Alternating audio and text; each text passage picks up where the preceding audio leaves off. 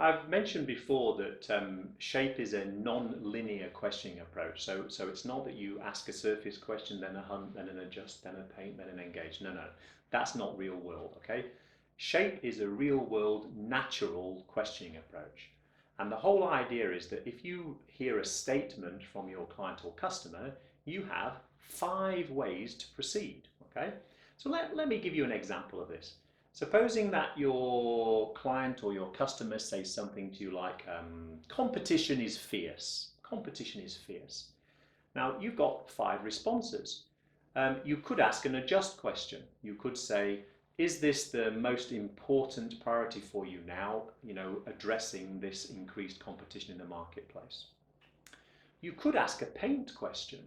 You could say, in order to address this increased competition, what are the things that you think that you need to do to regain market share?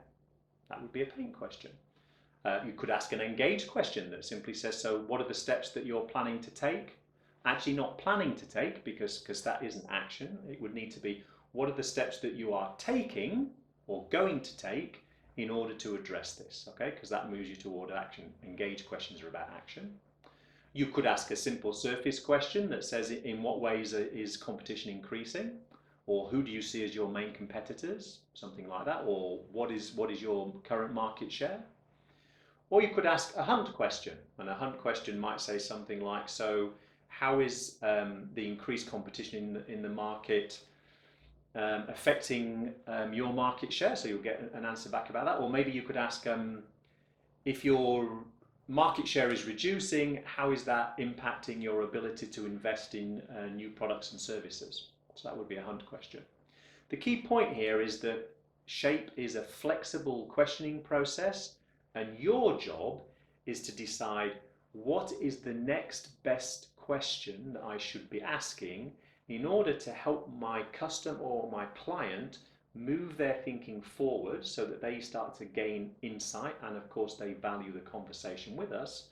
And also, do I now feel like I have a full picture of what is happening in my customer or client's world? Now, a final point on this is thinking about the balance. So I'm saying it's all about the next best question.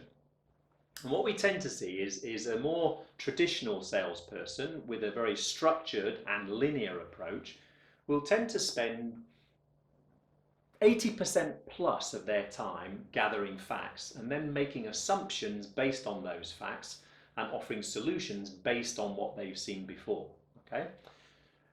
In a SHAPE questioning environment, you still need to spend 40 to 70% of your time gathering facts because the facts are important.